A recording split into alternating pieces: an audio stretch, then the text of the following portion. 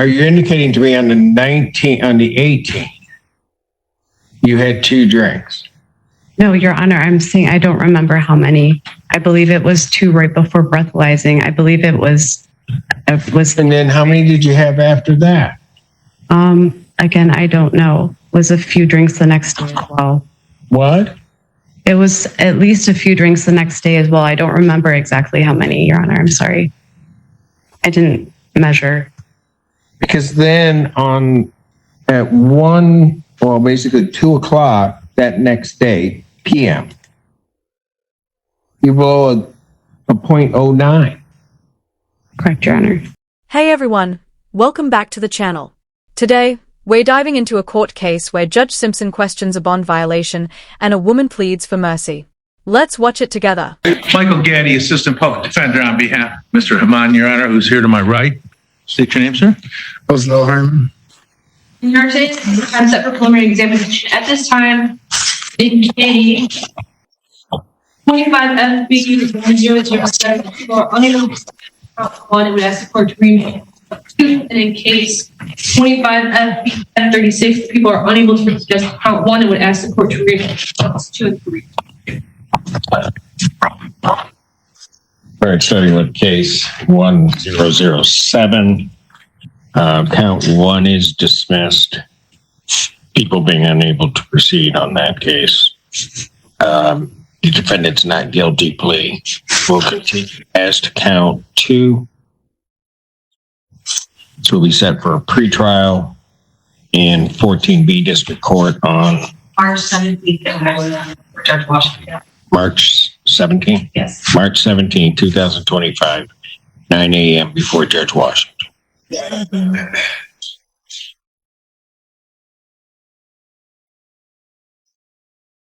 And on the other matter, people being unable to proceed on count 1, that case is dismissed.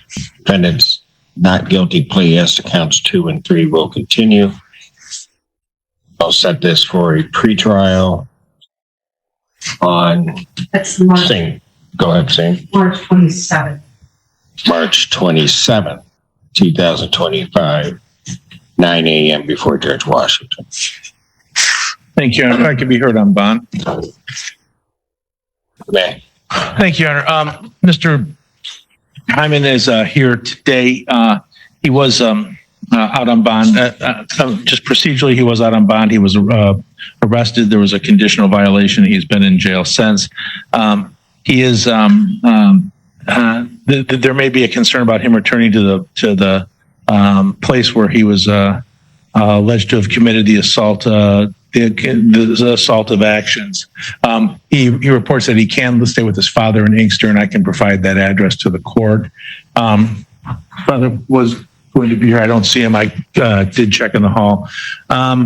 Also, Your Honor, if there's a concern about alcohol, I would ask the court to allow him to have a sober link to monitor him or any other conditions that the court deems appropriate. Reporting to the CCOP program would certainly be something that would likely ensure that he does not use any substances or alcohol, and would also allow him to demonstrate to the court that he is serious about any recovery that he does need. But I would ask the court to consider releasing him with those conditions and any conditions the court deems necessary to ensure that there is no conflict or any, and to ensure his appearance in court as required on the 17th and 27th. He violated. Okay. Oh, and I'm sorry, his father did just walk in. Yes, I see. But he violated his bond condition when he was released. Yes, Judge. Before. Yes, Your Honor. That's why I'd asked that he be allowed to engage in the CCOP program, and there are means of making sure that of monitoring any alcohol use. Well, there's testing for drugs, but there's instant ways of sober link, or if the court deems necessary, a tether.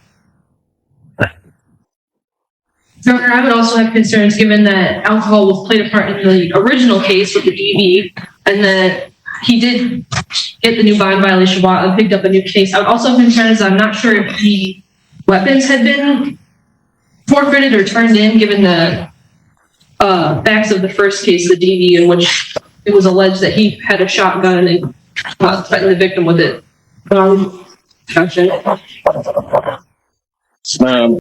The judge is doing his best to keep a straight face while the guy's lawyer basically says, yeah, he messed up again, but how about giving him another chance?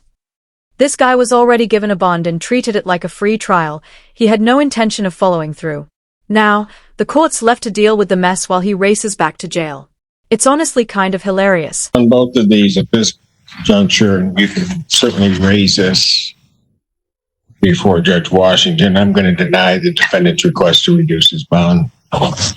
His bond in each matter will continue. Thank you.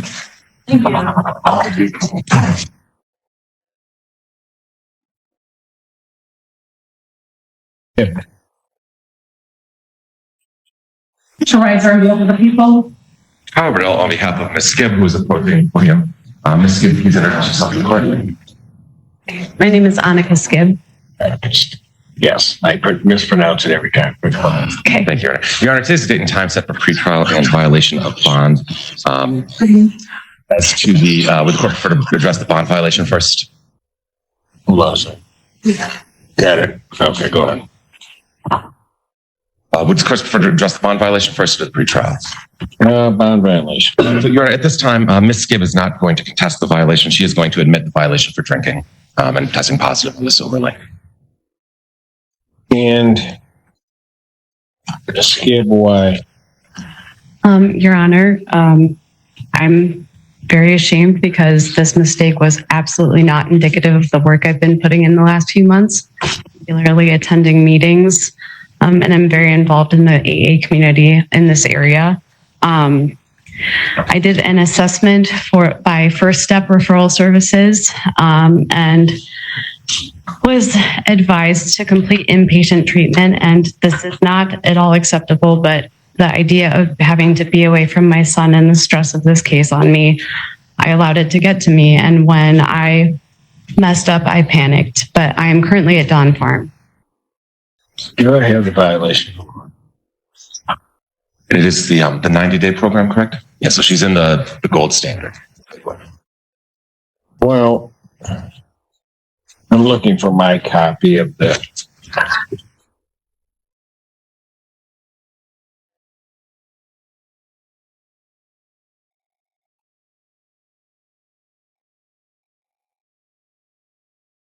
I may have it. Was it from? February 20th. No. I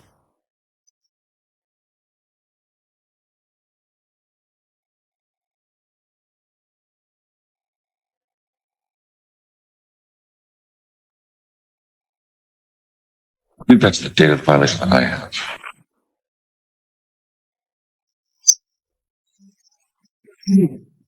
What other reports?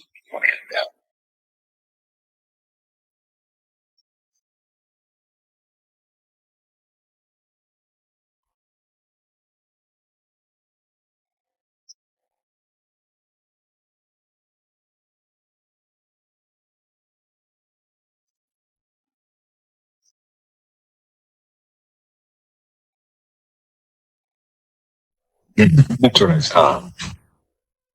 How much were you drinking? The day of the 20th, so the first day, I believe I had The day of the 20th? the day of the 20th is when I thought the report was sent from, Your Honor. Yes. No, Ms. Gibb, have you seen the bond violation report? I have not. Have you had a chance to look at it? We discussed it, Judge, but we haven't. Sorry, I was thinking about the 18th, Your Honor. Yes, On the 18th, Yes. you blew a .12. I had had 2 drinks.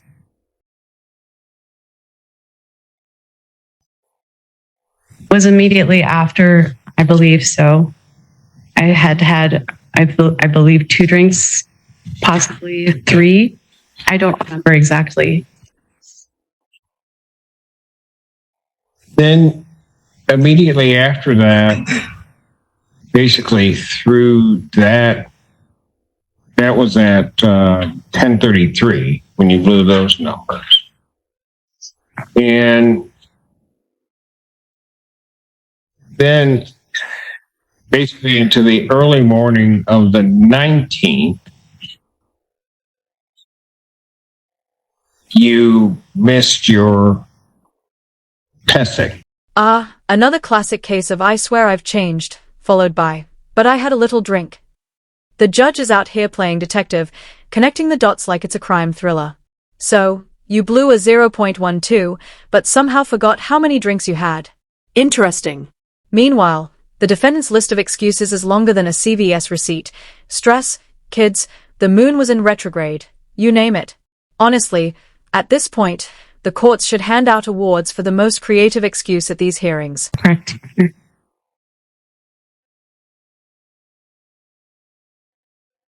Are you indicating to me on the 18th, you had 2 drinks?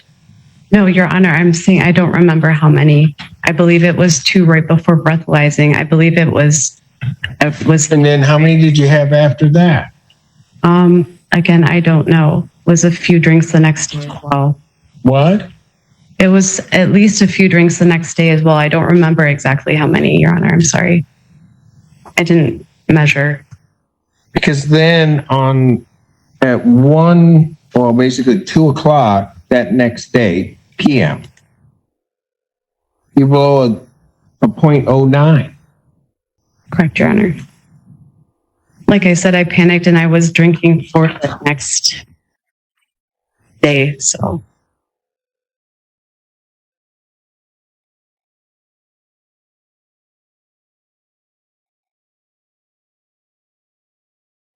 You kept not retesting as it's required. And then by 9 o'clock that night, you blew a .267. Mr. Allen.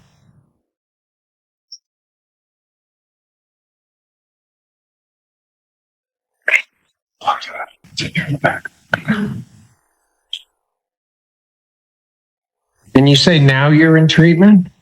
Yes, I'm currently at Dawn Farm and I was in jail for 6 days.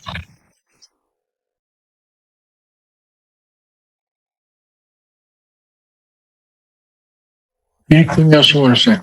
Your Honor, Ms. Skip has been very honest and open with me about this and about her problems with her drinking. She is like I said, she is at Dawn Farm. From my understanding, I believe it is going to be effective. Correct me if I'm wrong. Eager to get back on track. She is deeply regretful and remorseful of her mistakes. She's been honest with me the whole time, and I don't believe she's tried to hide this at any point. But we are asking that, Your Honor, that she be allowed to return to Dawn Farm rather than the custody of the county today.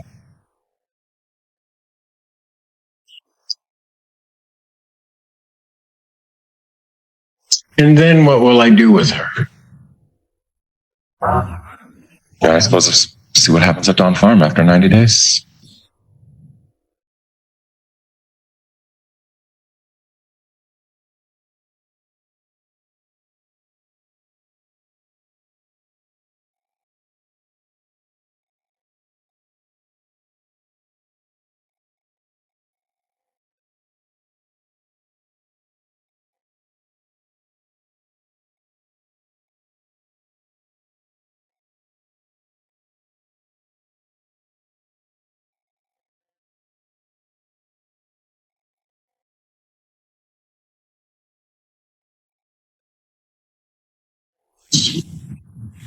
She is inpatient.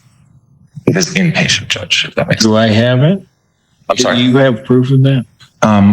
We don't have any. Do you have the written documentation here right now? I have, I have documentation from the farm with me. I also signed a legal release of information to Mr. Bradal on Monday when I was admitted. I also right now, I don't have anything. I have a peer with me that's from the farm that is also with me. If possible, we can call the farm. Whatever proof is needed, I will be able to get to you today.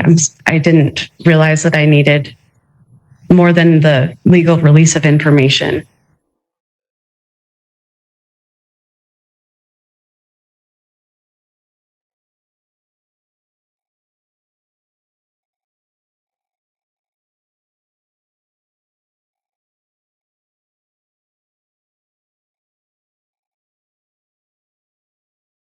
Well, somehow or another, that information has got to get to me, but this, based upon the violation that I see, defendant's bond is revoked. I'm going to remand her to the Washtenaw County Jail. I'll set it out 1 week during the sentencing and review that. But right now, it's revoked. Defendant's remanded. Understand.